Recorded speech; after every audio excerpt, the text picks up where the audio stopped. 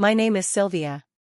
I am 24 years old, and for as long as I can remember, my parents told me I was adopted and would get absolutely nothing from their inheritance. Then, just when I had accepted my fate and made peace with my miserable life, I got a call from my dead grandmother's lawyer about a $3.8 million surprise and a letter that would expose every single lie my parents had ever told. Before I tell you about the moment I walked into their house with a smile on my face, let me tell you how this entire crazy journey began. The phone buzzed against the grimy, sticky counter of the coffee shop. Its harsh vibration was a stark contrast to the loud drone of the espresso machine and the low, endless chatter of the morning rush customers. I wiped my forehead with the back of my hand. I was halfway through a grueling double shift. My apron was stained with a dark, messy collage of spilled coffee and caramel syrup, and my feet were engaged in a screaming match with the cheap, worn-out soles of my work shoes. I looked down at the screen. It was an unknown number from a local area code. My usual policy, born from pure exhaustion and a deep-seated desire to just be left alone, was incredibly simple. If I did not recognize the number, I did not answer. I simply did not have the energy for a telemarketer, a wrong number, or another bill collector. But this time, for some reason I could not fully explain, I hesitated. My hand, slick with cold condensation from an iced latte I had just handed out the drive-thru window, hovered over the glowing red decline button. Something, a very faint whisper of intuition deep in my gut, told me to pick it up. With a heavy sigh that felt like it came from the very bottom of my soul, I wiped my hand on my faded jeans and slid the green icon across the cracked screen of my phone. "Is this Sylvia Caldwell?" a woman's voice inquired. It was crisp. It was clear. It carried a distinct note of professional authority that made me instinctively stand up a little straighter, as if she could somehow see me slumping against the messy counter. "Yes, this is she," I managed to say.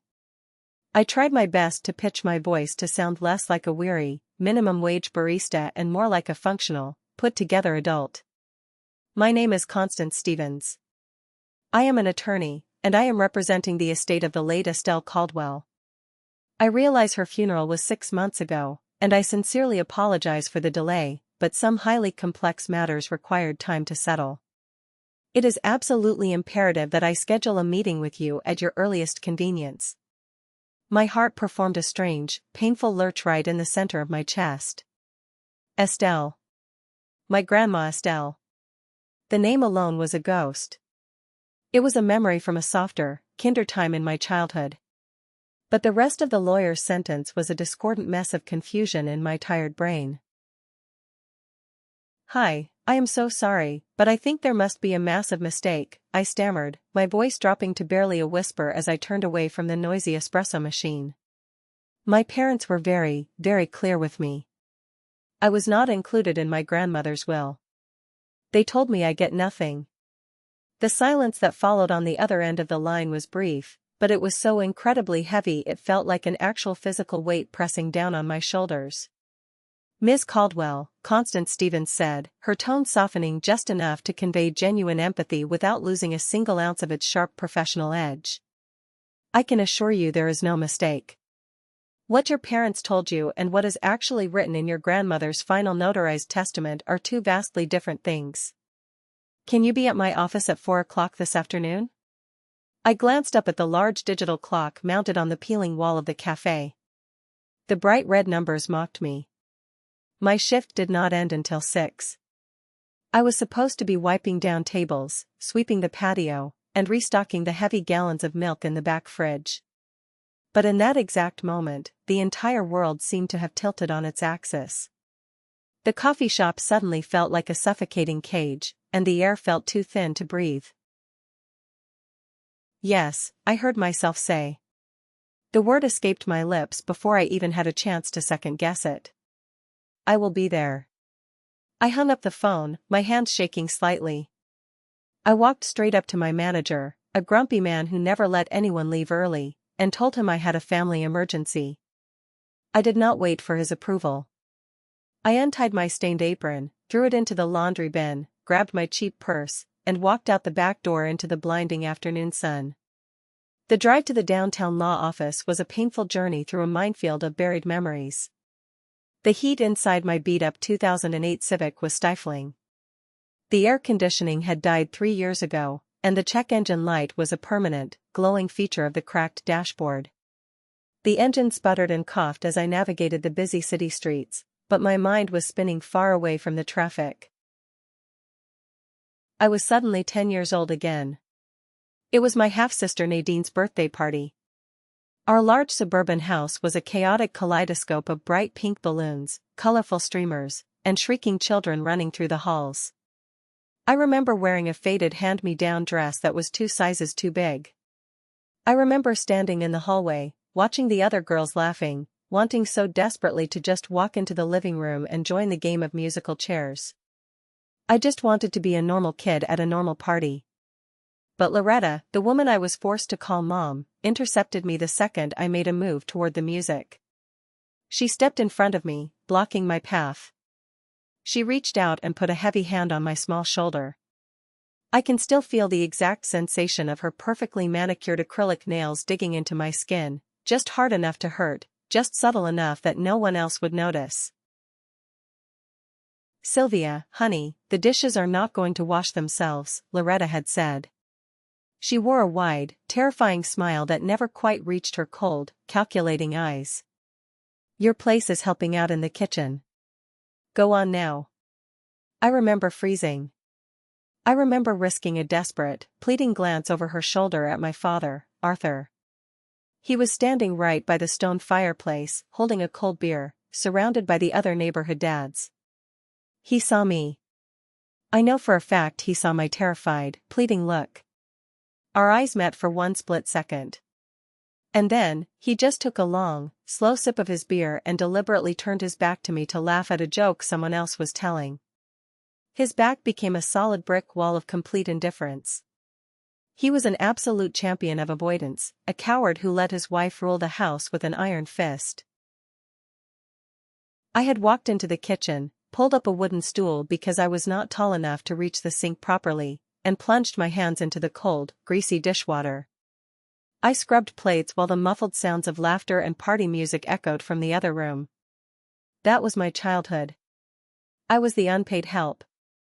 I was the burden. The memory dissolved, instantly replaced by another one. A sharper, more painful one. It was the last time I ever saw Grandma Estelle. It was 6 years ago, just a week before the sudden, suspicious move that completely tore my lonely world apart. We were standing on her wide, wrap-around front porch. The smell of her signature lavender perfume wrapped around me like a warm, protective cloud. She had pulled me into a hug. It was a hug so fierce and so tight it felt like she was trying to physically pour every single ounce of her love directly into my bones all at once. "Do not you ever, ever let them make you feel small, my beautiful girl," she whispered fiercely into my hair. Her voice was thick with a heavy, wet emotion that I simply did not understand at the time. "You are precious. You are so smart. And do not you ever forget it." Just 1 week later, Loretta and Arthur sat me down at the sterile kitchen table and announced we were moving 3 entire states away. "It is a great career opportunity for Dad." "A massive promotion," Loretta had said, her voice dripping with fake excitement. I knew even then, at 18 years old, that it was a blatant lie. Arthur had been doing the exact same mid-level management job for 15 years. There was no promotion. It was a calculated excuse to pack up our lives and sever the very last thread connecting me to the only living person on earth who looked at me like I actually mattered. My entire life since that day had been a dark, lonely testament to their cruel success. I was a ghost in my own family. I was a forgotten footnote in their picture-perfect suburban story. And now, I was a ghost in my own life, haunting the sticky linoleum floors of a coffee shop, working back-to-back double shifts just to scrape together enough money for my community college tuition. My salary was an absolute joke. It barely covered the monthly rent on my tiny, roach-infested shoebox apartment and the gas needed to keep my dying car running. There was no college fund waiting for me. There was no safety net. There was just the bone-deep, exhausting knowledge of what Loretta and Arthur had drilled into my head year after painful year. "You are not one of us," Loretta would sneer whenever Arthur was not in the room. "You are adopted. We took pity on you. You are lucky to even have a roof over your head. When we die, you get nothing. Remember your place." I pulled my sputtering car into the pristine, shaded parking garage of the downtown high-rise. I parked next to a row of sleek, black luxury sedans. I stepped out, smoothing down my faded t-shirt, suddenly hyper-aware of the coffee stains on my jeans and the smell of roasted beans clinging to my hair.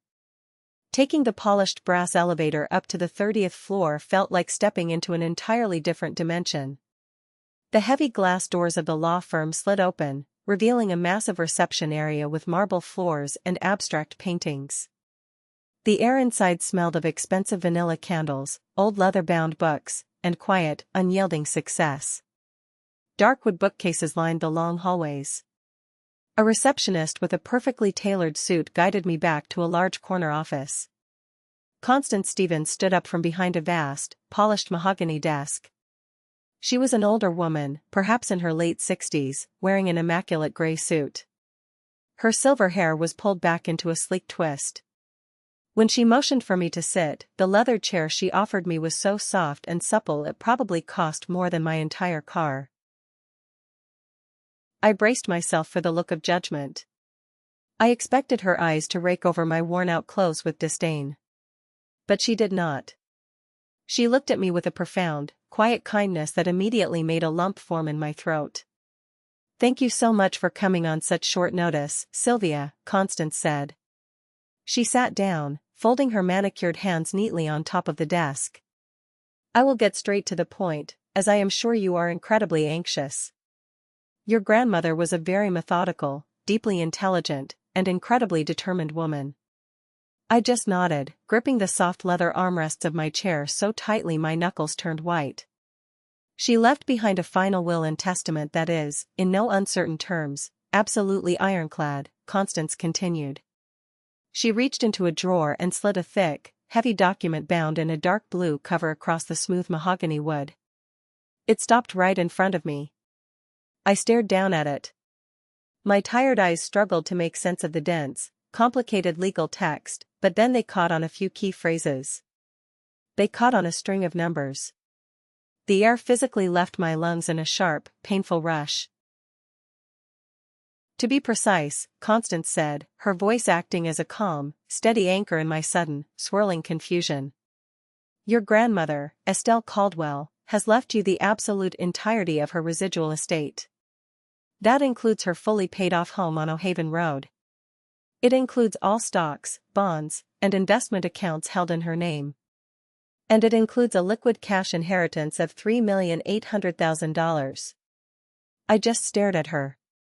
My mouth fell slightly agape. The words she was speaking were English, but my brain absolutely refused to process them. It was like trying to read a complicated sentence with all the letters completely jumbled up. 3.8 million, I whispered.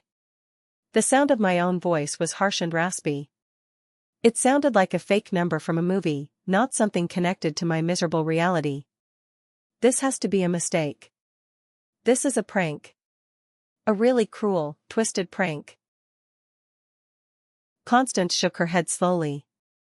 "But my parents," I stammered, feeling a hot flash of panic crawl up my neck.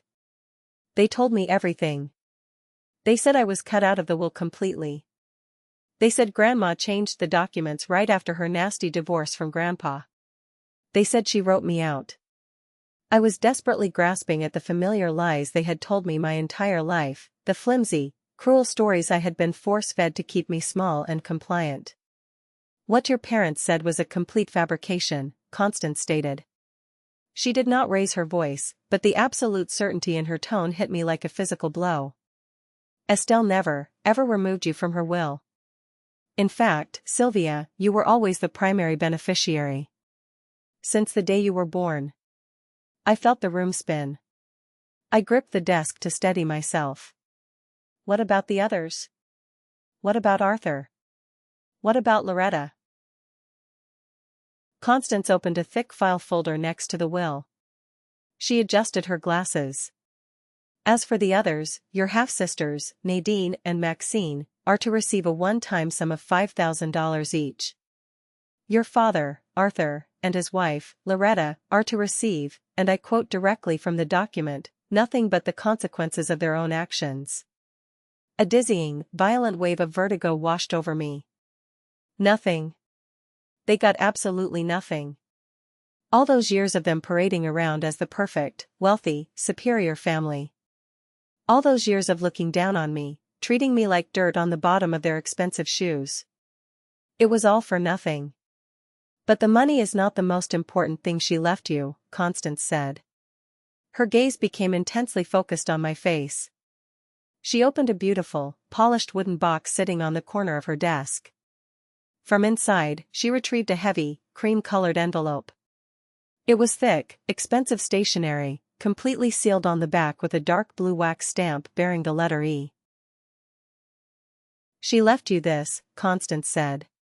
Her instructions regarding this envelope were incredibly explicit.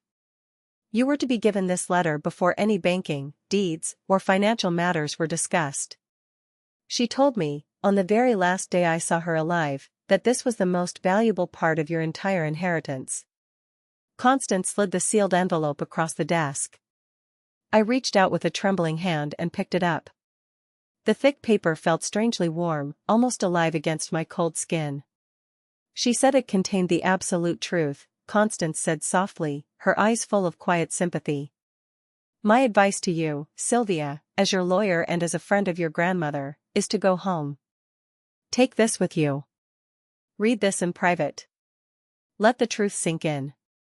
And then, when you are ready, you call me, and we will decide exactly how you want to proceed. The drive back to my apartment was a complete, disjointed blur. I do not remember the heavy evening traffic. I do not remember stopping at red lights or taking the correct turns. I just remember the heavy, undeniable weight of that cream-colored envelope sitting on the passenger seat beside me. It felt like it was glowing. It felt like a ticking bomb waiting to detonate my entire understanding of the world. I parked on the street, locked my car, and walked up the 3 flights of dark, smelly stairs to my tiny apartment. The hallway smelled of old cabbage and cheap cigarettes. I unlocked my door, stepped inside the cramped space, and dropped my keys loudly on the small laminate kitchen counter. I walked over to my lumpy, second-hand couch and sank down into the worn cushions. The silence of the apartment was deafening. I looked down at my hands. The envelope felt like a solid brick. This was it. This was the key to absolutely everything. This was the answer to the giant, gaping question that had haunted my entire miserable existence. Why? Why did my own parents hate me so much? With a deep, shuddering breath that rattled in my chest, I slid my thumb under the blue wax seal and broke it. The wax snapped with a sharp little sound. Inside the envelope, there were several pages of thick, heavy paper. They were completely covered in my grandmother's elegant, looping, familiar handwriting. The ink was dark blue. I smoothed the pages out on my lap. My dearest Sylvia, the letter began. If you are reading this, it means I am gone. It means my physical body has failed, but my love for you has not. And it means that after all these long, agonizing years, the horrible lies can finally come to an end. There is so much I have wanted to tell you. There is so much you deserve to know, things I was legally and physically prevented from sharing while I was alive. Let me start with the most important truth of all.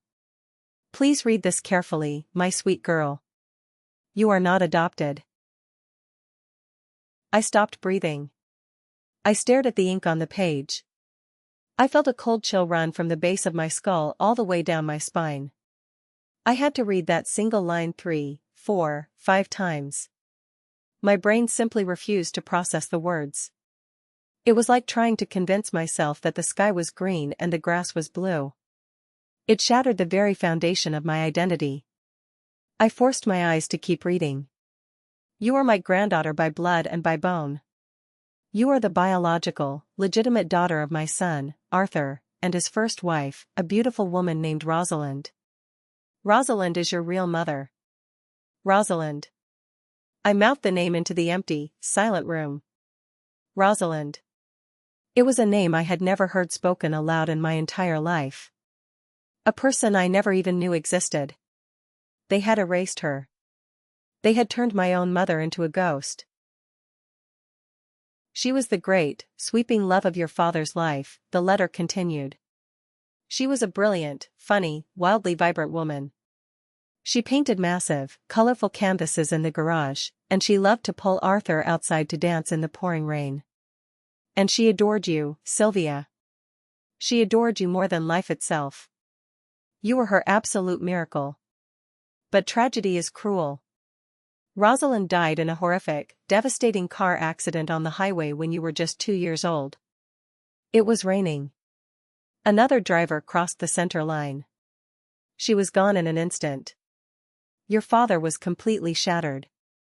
He became a hollowed-out, empty shell of the man he once was. He stopped smiling. He stopped talking. He just sat in the dark. And then, barely 6 months later, still completely lost in his blinding grief and desperate for anyone to pull him out of the dark, he met Loretta. I felt a hot, visceral flash of pure hatred crawl up my neck at the sight of that name written on the page. From the very beginning, from the first moment she stepped foot in that house, Loretta saw you not as a grieving, motherless toddler who desperately needed to be loved. She saw you as a constant, breathing, walking reminder of the woman who came before her. She saw Rosalind's green eyes every time she looked at your face. You were a massive obstacle to her delusion of creating her own perfect, fresh family. When she and your father got married, she gave him an ultimatum. She told him she wanted a completely fresh start. And to Loretta, a fresh start meant getting rid of you. My stomach dropped. A hot, rancid wave of bile rose sharply in the back of my throat. I felt physically sick. I gripped the edges of the heavy paper so hard they wrinkled. She wanted to throw me away. She wanted to give you up for adoption, Sylvia. She wanted to send a 2-year-old grieving child away to absolute strangers so she could pretend Rosalind never existed. She pushed Arthur relentlessly. I fought her, Sylvia. I swear to you on my soul, I fought that wicked woman like a lioness protecting her cub. I drove to their house. I stood in their living room, and I told your father that if he dared to sign a single adoption paper, if he dared to let that woman push you out of the house, I would immediately take him to court for full, permanent custody. I told him I would hire the most vicious lawyers in the state, and I would use every single penny of my wealth to completely destroy him in front of a judge. I told him I would not lose you. Arthur was weak. He was always weak. He finally relented out of fear of public humiliation and financial ruin. He told Loretta you were staying. But that, my sweet girl, was the exact day Loretta declared her silent, vicious, lifelong war against you. I wiped a hot, angry tear from my cheek. The pieces of the puzzle were violently slamming into place. Every dirty look. Every unfair punishment. Every time I was sent to my room without dinner while Nadine and Maxine got ice cream. It was all intentional. It was all a calculated punishment simply because I existed. She could not throw you out, so she decided to make you invisible, Grandma Estelle wrote. She spent the next 20 years slowly, methodically poisoning your father's weak mind. She convinced him to treat you as less than human. She pushed you to the absolute margins of the family. And she purposefully built a massive, impenetrable wall between you and me, brick by painful brick. I was not allowed to visit without her present. I was not allowed to call you. That sudden move across the state when you were 18? That was not for a promotion, my love. Arthur's career was stagnant. The move was Loretta's final, desperate play to sever our connection completely because you were getting older, and she was terrified I would finally tell you the truth. But even miles away, even with her blocking my phone numbers and returning my letters, she could not stop me from loving you. And she could not stop me from watching over you. The next few pages of the letter detailed absolutely everything. It was a staggering record of devotion. Estelle explained how she had hired a high-end private investigator to shadow my life from a distance and send her weekly updates. She knew about my brutal struggles in middle school. She knew about the terrible bullying I faced in ninth grade that I had never dared to tell anyone about. She knew the exact day my car broke down on the highway last winter. She knew the exact day I had to take on a second, exhausting job just to pay for my heating bill. She knew it all. I tried to help you directly, Sylvia. When you turned 18, I set up a massive college fund specifically in your name so you could go to the university you dreamed of. I mailed the paperwork to the house. But Loretta and Arthur intercepted the mail. They forged signatures, claimed they would manage the educational trust on your behalf due to behavioral issues, and they systematically drained it. They stole your college fund and spent every last dime of it on that lavish, month-long family vacation to Hawaii. The vacation you were explicitly told you could not attend because you had to learn responsibility by staying home and working. I dropped the letter onto the couch. I put my head in my hands and let out a loud, agonizing sob that echoed off the thin walls of my apartment. Every single sentence I had just read added a brand new, suffocating layer of ultimate betrayal to my life. They stole my money. They stole my mother's memory. They stole my grandmother. But beneath the crushing weight of that betrayal, a strange, incredibly powerful, and deeply painful sense of validation began to rise up in my chest. I had not been crazy all these years. I had not been imagining the coldness. I was not a bad kid. I was not unlovable. Someone had seen me. Someone had known my pain. Someone had loved me from the shadows, fighting for me even when I thought I was entirely alone in the universe. I picked the pages back up. My hands were shaking violently now. I read the final paragraph through a thick blur of hot tears. I am leaving you everything, Sylvia. I am leaving you the power to finally be free of them. Do not mourn me. Live your life. Paint your canvases. Dance in the rain just like Rosalind did. The money is yours. The truth is yours. You are a Caldwell by blood, but more importantly, you are a survivor. I love you endlessly. Forever yours, Grandma Estelle. I folded the heavy paper carefully, treating it like the most fragile, sacred object in the entire world. I slid it back into the cream envelope. I laid back on my lumpy, uncomfortable couch, clutching the letter tightly to my chest. I cried until there were absolutely no tears left in my body. I cried for Rosalind, the mother I never got to know. I cried for Estelle, the grandmother who had to love me from afar. And I cried for the little 10-year-old girl standing at the kitchen sink in dirty dishwater, wondering why she wasn't good enough to be loved. Eventually, complete physical exhaustion took over. I fell into a deep, fitful sleep right there on the couch. My sleep was haunted by vivid, swirling phantoms.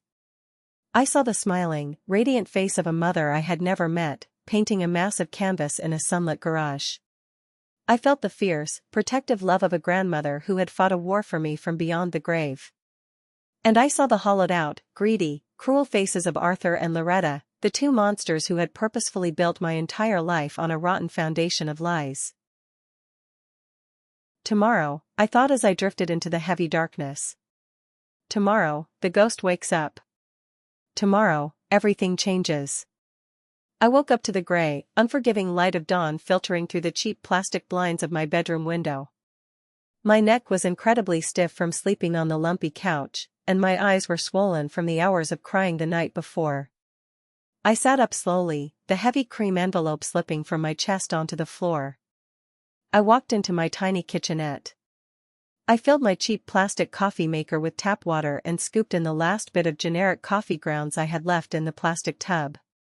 While the machine sputtered and hissed, I leaned against the counter and stared at the peeling yellow paint on the wall. The storm of grief and shock from the night before had completely passed. In its place was a cold, hard calm.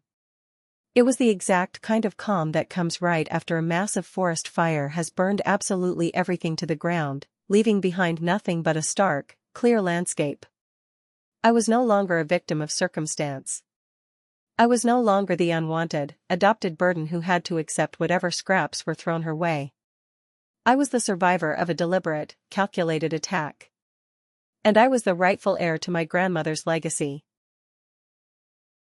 I poured my black coffee into a chipped mug, walked back to the living room, and picked up my phone. My hand was completely steady. I did not feel tired anymore. I dialed Constance Stevens's direct office number. She answered on the second ring. Constance Stevens speaking. I read the letter, I said. My voice was completely devoid of the hesitation and fear it had held yesterday. It sounded strong. It sounded like a woman who finally knew exactly who she was. How are you holding up, Sylvia? Constance asked. Her voice was laced with genuine, warm concern. I am ready, I said, taking a sip of the bitter coffee. Tell me what happens next. There is one more piece to this puzzle that your grandmother left behind, Constance said. Estelle was not just a loving woman, Sylvia. She was a brilliant strategist. She knew your parents believed they would inherit absolutely everything. And she knew they were, let us say, incredibly financially reckless. What do you mean? I asked. A cold suspicion was already forming in my gut. For the past 6 months, ever since the week of her funeral, the private investigator Estelle retained has been meticulously documenting Arthur and Loretta's expenditures, Constance explained. They started spending money the exact moment they thought the coast was clear. They assumed the estate would just roll over to them eventually, so they took out massive loans against their own house to fund a new lifestyle. They bought a brand new luxury SUV for $85,000. I almost choked on my coffee. $85,000. They also paid for a complete, gourmet kitchen remodel. That was another $60,000, Constance continued smoothly. And just last month, they treated your half-sister Maxine to a luxury European vacation and bought her a matching set of diamond jewelry for her birthday. That was an easy $45,000 on credit. A sound escaped my throat. It was something caught between a bitter laugh and a dry sob. I was eating instant ramen noodles in the dark to save on my electric bill so I could afford my community college history textbook. And they were buying diamonds and flying to Europe on borrowed money they thought I was going to pay for. Your grandmother knew exactly what they would do, Constance confirmed, her voice dropping with what sounded like profound admiration for my late grandmother. She deliberately instructed me to delay contacting you for 6 months. She wanted them to spend. She wanted them to live high on the hog, to rack up massive credit card debt, to take out loans, and to believe they were completely untouchable. She let them dig their own financial graves. I stood there in my cheap apartment, the reality of the situation washing over me. This inheritance is not just a gift to you, Sylvia, Constance said. It is a perfectly executed punishment for them. The will is ironclad. They have absolutely no legal recourse. The debt is entirely theirs, and they have no way to pay it. A slow, cold smile spread across my face. It was not a happy smile. It was the smile of a person who has just been handed a perfectly weighted, razor-sharp sword after a lifetime of being told they were not even allowed to own a shield. I want to go see them, I said. My voice was dead level. I want you to come with me, Constance. When? She asked. Right now, I replied. I am not going there to fight with them. I am going there to end it. Constance picked me up at my apartment building an hour later in her quiet, expensive black sedan. The drive to the wealthy suburb where I grew up was a completely different experience this time. I was not looking out the window with dread. I was sitting up straight, watching the neighborhood's transition from my rundown part of town to the manicured lawns and large, sprawling houses of Arthur and Loretta's world.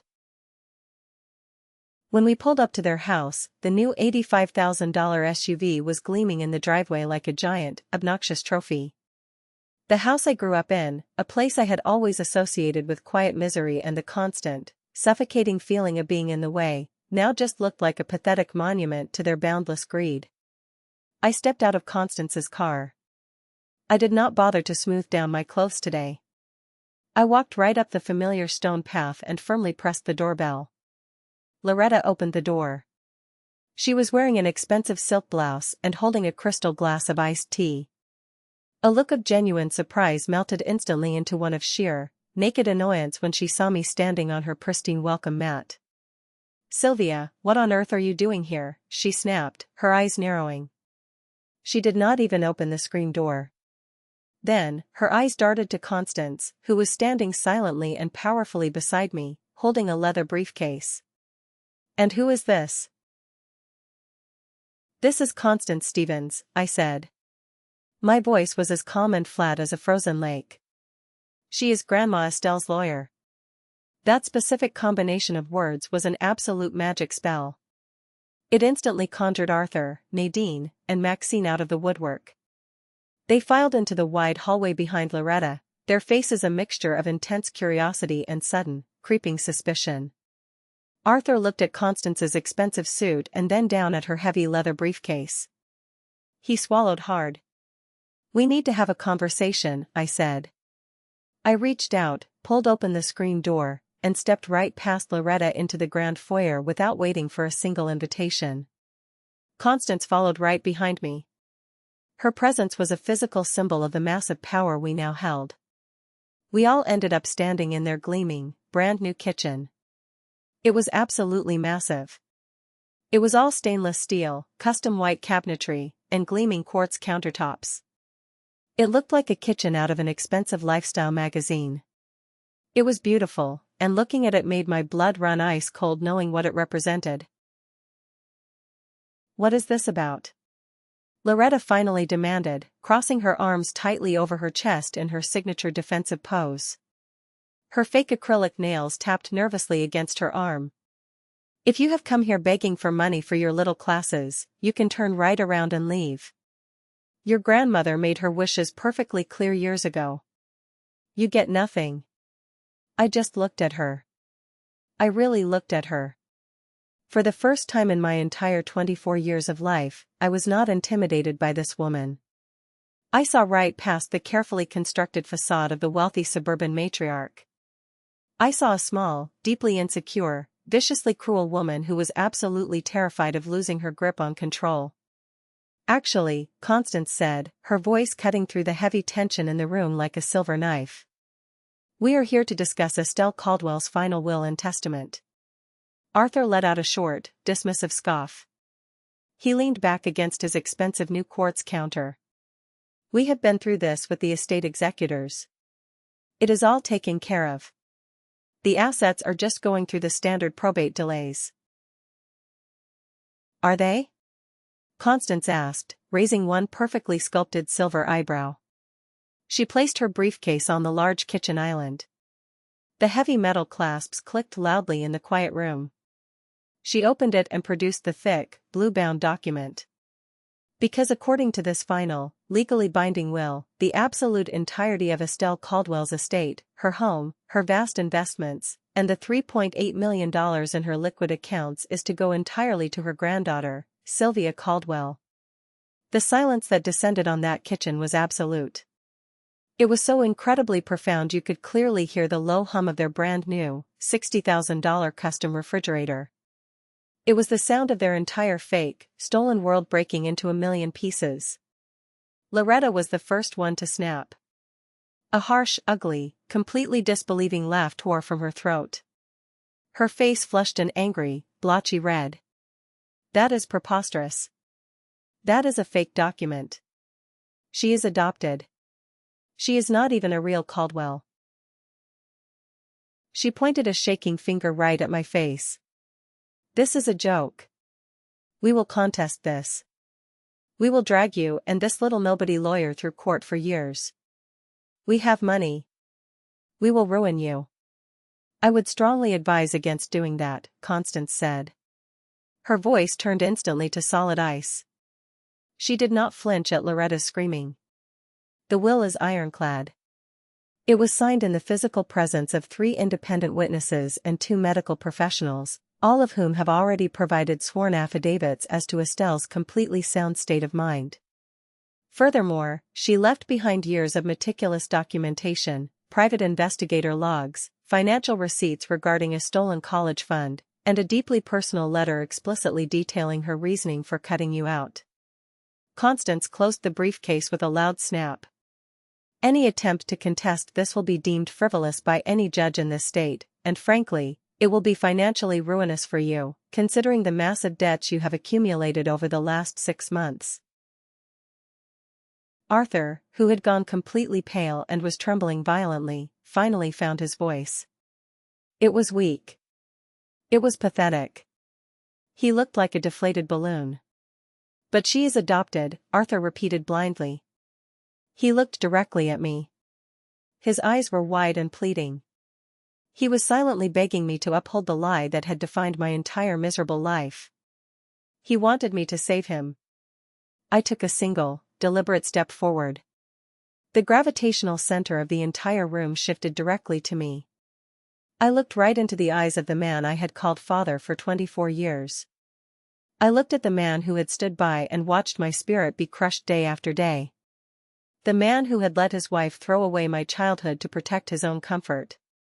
My voice, when it finally came, was not the voice of a scared, neglected little girl. It was the voice of a powerful woman who had absolutely nothing left to lose and an empire to gain. No, I said.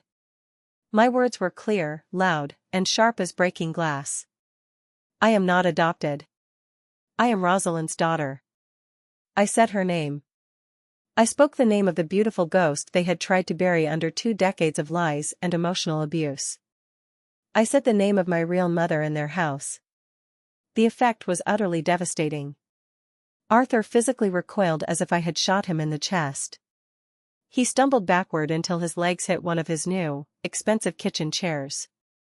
He collapsed into it, burying his face in his hands with a loud, choked, pathetic sob. His shoulders shook violently.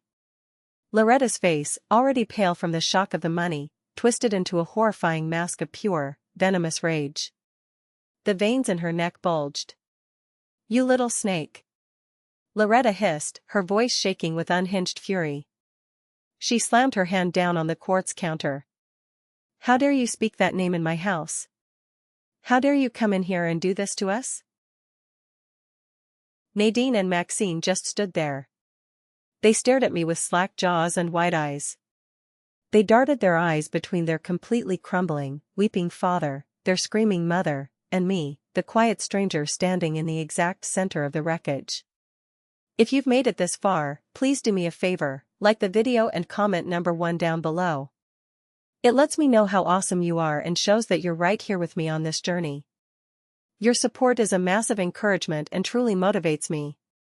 Drop that one so I can recognize you, and now, let's get back to my story. This is all a lie. Loretta shrieked, her carefully maintained composure shattering completely into pieces on her expensive new floor. We loved you. We took you in. We clothed you. We gave you absolutely everything. Everything? I asked. This time, a real, humorless laugh escaped my lips. I shook my head in pure disgust. You gave me leftovers. You gave me hand-me-downs from your real daughters. You gave me an entire childhood of feeling like I was a disgusting burden just for breathing the same air as you. I took another step closer to her. She instinctively stepped back, her back hitting the new stainless steel oven. You want to talk about what you gave me, Loretta? Let us talk about the science fair in 7th grade. I turned my gaze down to Arthur, who was still weeping into his hands. Dad, do you remember that? I had a real chance to win the state level. All I needed was a slightly better motor kit. It cost $40. You promised me you would get it for me on your way home from work. Arthur just sobbed louder, refusing to look up at me. And then, I continued, my voice echoing in the large room. Loretta decided that Nadine simply had to have brand new, custom ballet shoes that same afternoon. And you just folded. You came home empty-handed and told me to figure it out myself. That is exactly what you gave me. A lifetime of folded, empty promises.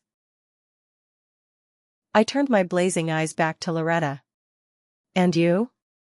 While I was working back-to-back double shifts at a coffee shop just to pay my rent in a roach-infested apartment, while I was eating instant soup for dinner, you were enjoying this beautiful new kitchen, weren't you? $60,000. And the SUV in the driveway? $85,000. And a luxury European trip for Maxine with diamond earrings. I pointed at Maxine, who flinched and grabbed her own ears defensively. Did you ever, even once, stop and actually think about the girl you claimed to have so graciously taken in? I asked. No. Because you stole my college fund to go to Hawaii. You stole my life. The chaos in the room reached its absolute peak. Loretta was hyperventilating. Arthur was a puddle of tears.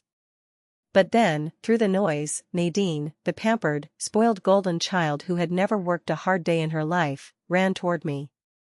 Her face was a messy stream of tears and confusion. Sylvia, please, Nadine begged. She reached out and grabbed my arm. Her grip was surprisingly strong. You cannot do this to us. You can't just take it all. We are family. You have to share the money with us. We will be ruined. We took out so many loans against the house. Dad will lose his job because of the stress. Please, you have to help us. I looked down at her soft, perfectly manicured hand gripping my worn-out flannel shirt. I looked at the diamond bracelet dangling from her wrist. Then I looked back up into her weeping face. I saw absolutely nothing. I did not see a sister. I saw a complete stranger who had happily stood by and watched me suffer my entire life, happily eating the ice cream while I was locked in my room. I gently, but very deliberately, pulled my arm completely free from her grasp. I realized in that exact moment that I wasn't even angry anymore. The burning rage had burned itself out. I was just done.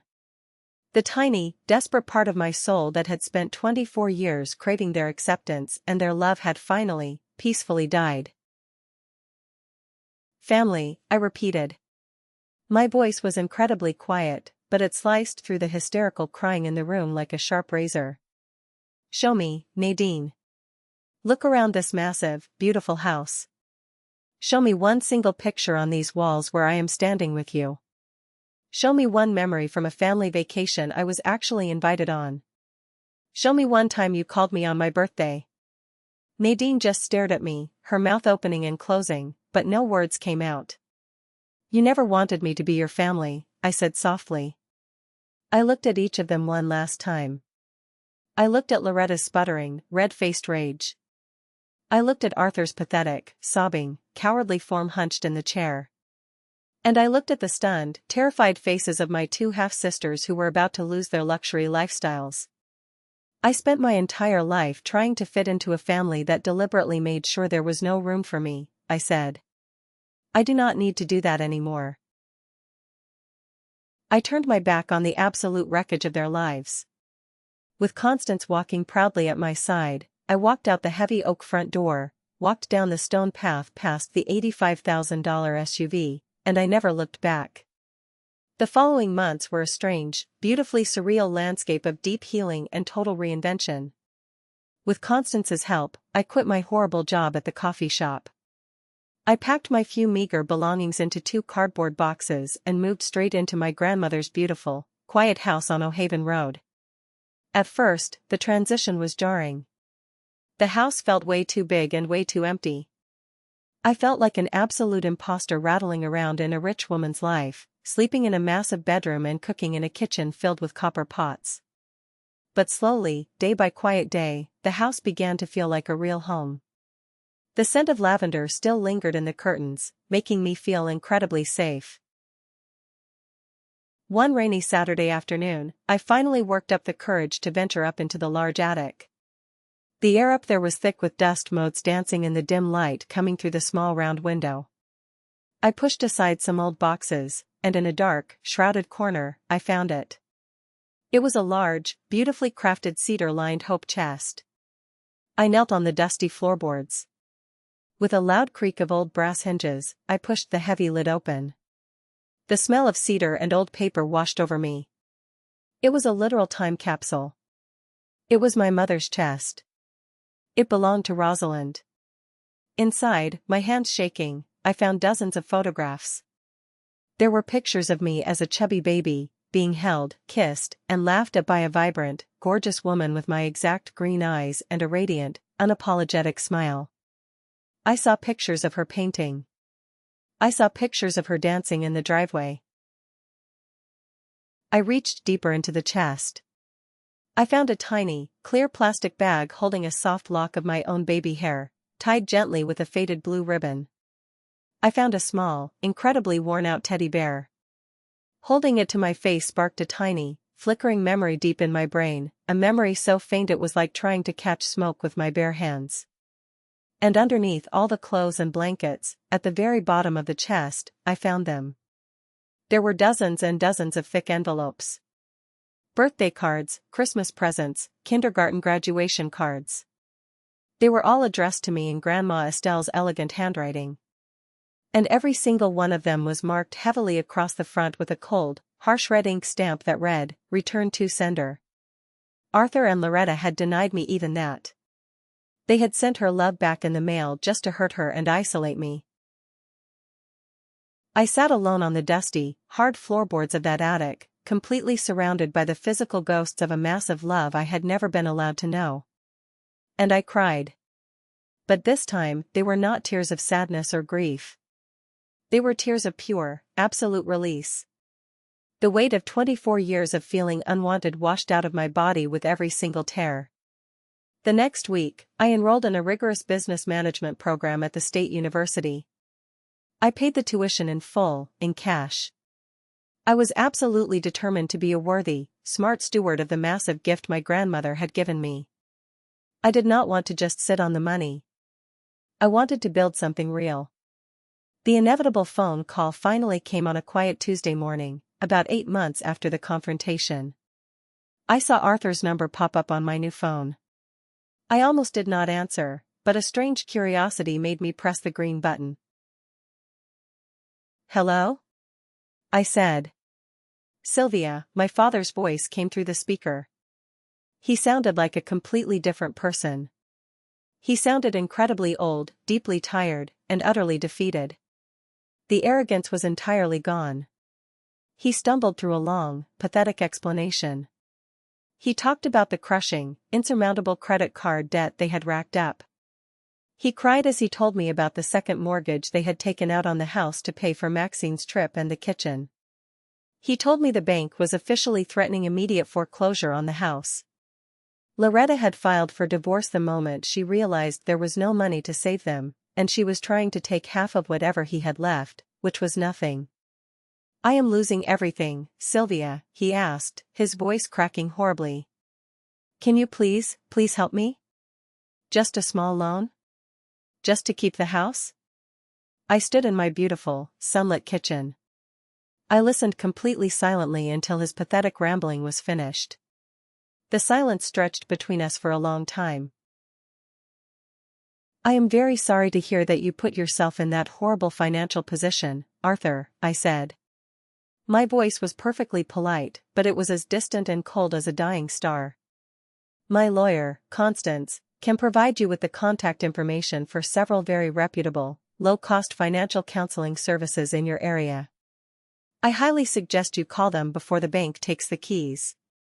"Sylvia, please, I'm your father." I pressed the red button and hung up the phone before he could finish the sentence. I blocked his number permanently. Loretta took a completely different, much more manipulative approach. As the holidays approached, she started sending glossy, expensive Christmas cards to my new address. They were filled with saccharine, pre-printed messages about the healing power of forgiveness, letting go of the past, and the supposedly unbreakable, sacred bonds of family. I did not even bother opening the envelopes. I walked them straight outside and tossed them directly into the blue recycling bin. My real inheritance, I slowly came to realize as the years passed, was not the $3.8 million sitting safely in my investment accounts. The money was nice. The money provided security and freedom. but the money was just paper. My real inheritance was the truth. The absolute truth that I was never unwanted. I was never unloved. I was the treasured, miraculous child of a vibrant woman named Rosalind, and I was the fiercely protected, deeply adored grandchild of a powerful woman named Estelle. I was simply the unfortunate, innocent victim of a weak man's cowardice and a cruel woman's blinding jealousy. Their rejection was never, ever about my worth as a human being. It was always, only, ever about their own pathetic brokenness. Today, I am 28 years old. I stood in the lush, green garden behind my grandmother's house this morning, holding a cup of hot coffee. The beautiful pink roses she had planted decades ago were in full, fragrant bloom, filling the morning air with a sweet scent. In my hands, I held the final, approved legal blueprints for my brand new project. It is called the Rosalind Foundation. It is a fully funded, comprehensive non-profit organization dedicated entirely to providing safe, affordable housing, full college scholarships, and dedicated life mentorship to young women who are aging out of the foster care system without any family support. I was taking the deep, agonizing pain of my own past and officially forging it into a bright, secure future for other young women who knew exactly what it felt like to be completely alone in the world. I was going to be the safety net for them that Estelle had tried to be for me. Looking out over the garden, I finally, truly understood. I was never a weed that had somehow sprouted in the wrong garden, ruining the pristine lawn. I was a beautiful seed that had been purposefully planted in barren, toxic soil. And now, finally, after 24 years in the dark, I had been moved directly into the bright sun. And I am free to grow as tall and as strong as I want. Thank you so much for listening to my story today. It has been an incredibly long, difficult, and sometimes deeply painful journey to get here, but I can honestly say I am finally in a place of total peace and purpose. I have built a life I love. I have to ask you all, though, what would you have done if you were in my shoes that day in the kitchen? Would you have given them a single dime of the money? Let me know your honest thoughts in the comments below. And if this story resonated with you, if you believe in karma and fresh starts, please hit that like button and consider subscribing for more stories. It really helps the channel grow, and it means the world to me. Thank you again, and take care of yourselves.